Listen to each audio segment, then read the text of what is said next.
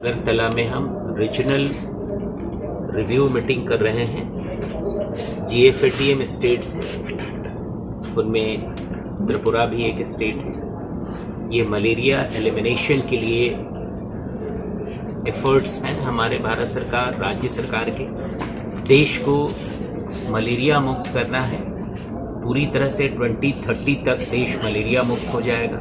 जैसा कि आप सभी को पता है, त्रिपुरा में मलेरिया के मामले बहुत आते हैं। कोशिश है राज्य सरकार की और भारत सरकार की कि त्रिपुरा को अन्य राज्यों के साथ ही मलेरिया से मुक्त किया जाए, और इसी प्रयास के रूप में ये रीजनल रिव्यू मीटिंग हमने यहाँ रखा है।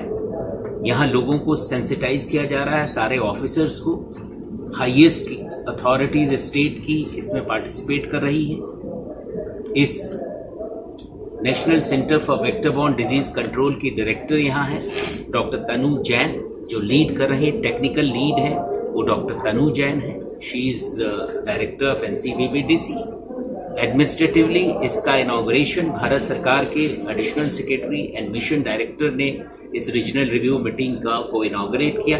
आप समझ सकते हैं कि कितना इम्पोर्टेंस दिया जा रहा है रीजनल रिव्यू मीटिंग और national malaria eradication elimination programme.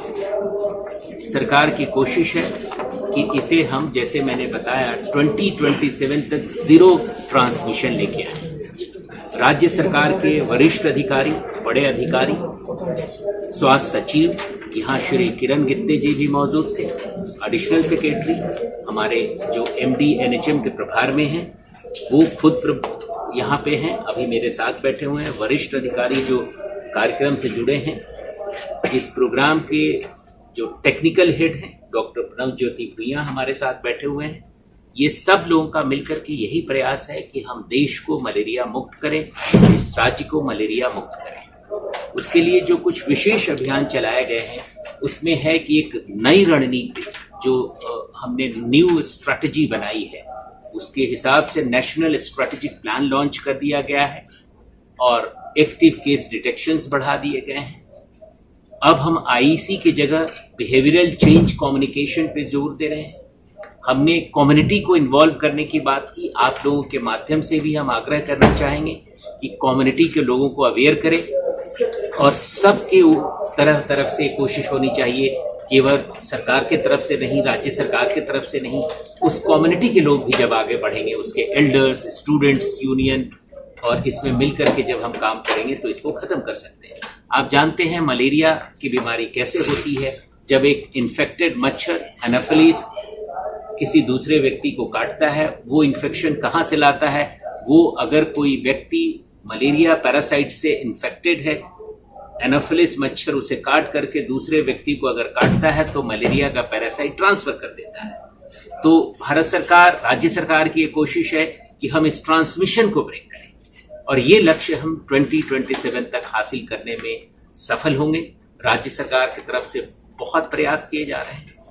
आपको याद होगा, पिछले वर्ष माननीय मुख्यमंत्री जी ने खुद इसका निरीक्षण किया था, और आप समझ सकते हैं जिस राज्य के माननीय मुख्यमंत्री अगर इसका निरीक्षण कर रहे हों तो ये संभव है कि हम इसे हासिल कर पाए। उसी क्रम में ये दूसरी मीटिंग है, और एक क्षेत्रीय रिव्यू मीटिंग भी है, जिसको आज आपने देखा, आज दूसरा दिन है। कल इसका समापन होगा और हम नए संदेश, सब लोग नए तरीके से यहाँ से जाएंगे और फील्ड में काम करना शुरू करेंगे। सर, आपका परिचय? मेरा परिचय आपको पता होगा, मैं Rajiv Manjhi, joint secretary, ministry of health and family welfare. मैं वेक्टर बॉर्न डिजीज कंट्रोल का इंचार्ज हूँ। सर, इस विषय में CM सर ने बहुत कमिटमेंट शो किया है, और ये जो भी हो रहा है स्टेट के CM के सुपरविजन में हो रहा है। तो स्टेट के CM सर का बहुत बड़ा रोल है और उनका कंट्रीब्यूशन बहुत है। वो खुद ही एक डॉक्टर हैं और डॉक्टर होने की वजह से वो सेंसिटिविटी को सर समझते हैं और इसके वजह से आज हम जिस गति से बढ़ रहे हैं, आपने देखा होगा कि खोज अभियान, मलेरिया के खोज अभियान में सर्च में सर्वेलेंस को बढ़ा दिया गया है।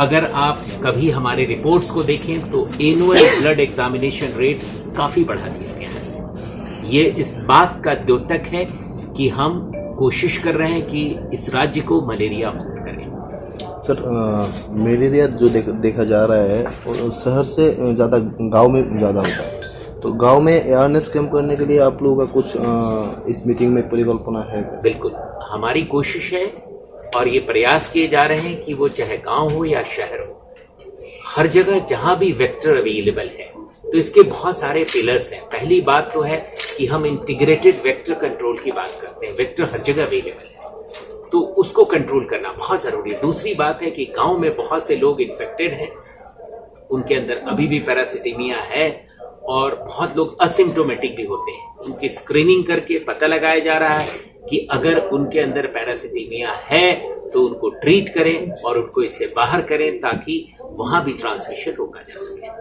तो वहाँ कुछ अवेयरनेस कैंप वगैरह कुछ होना?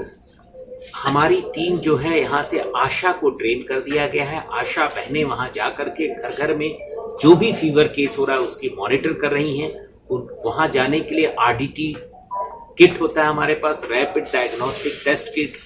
उस किट से तुरंत टेस्ट कर लिया जाता है। टेस्ट करने के बाद से पता चल जाता है कि साहब ये मलेरिया के पॉजिटिव हैं और उनके इलाज तुरंत शुरू कर दिए जाते हैं। सो कोशिश हर क्षेत्र के लिए है, वो चाहे शहरी इलाका हो या ग्रामीण इलाका हो। Thank you. की बात कर रहे हैं, कमी क्या थी?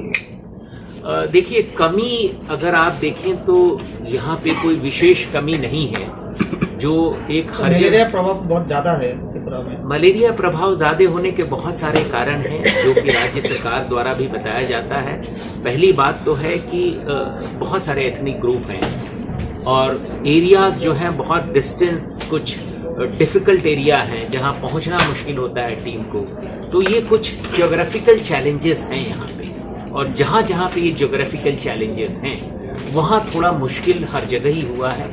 और यहाँ हमारी कोशिश है कि जो डिफिकल्ट एरियाज हैं, जो टफ एरिया हैं, जहाँ हम पहुँच नहीं पा रहे हैं, वहाँ भी पहुँचने की कोशिश कर रहे हैं ताकि वहाँ वेक्टर कंट्रोल हम कर सकें, वहाँ के लोगों को इमीडिएट ट्रेस कर सकें, उनको डिटेक्ट करें, डायग्नोज करें और एट द अर्लीस्ट ट्रीट करें।